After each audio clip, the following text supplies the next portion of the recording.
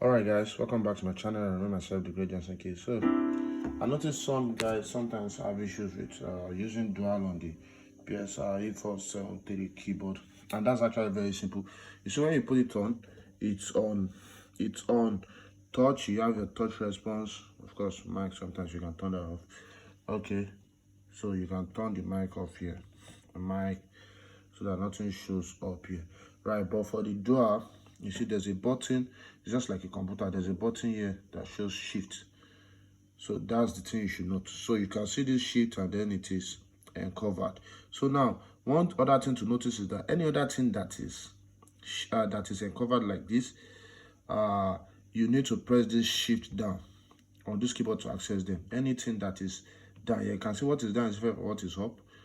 What is down split here is different from what is up. Yeah, because when I press this split for instance, it just brings this here.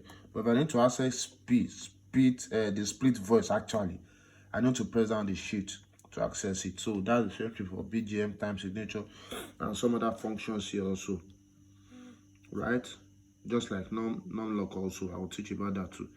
So what you do is, when you need to access your dual, you press down the shift and then you press the dual, just like using computer. Then it takes you to the dual voice. So now let me press just the button and to activate this, we'll hear this thing. Wow, you can see that.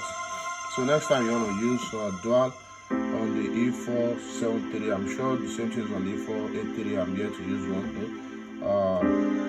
You can try this, right? Alright, follow for more.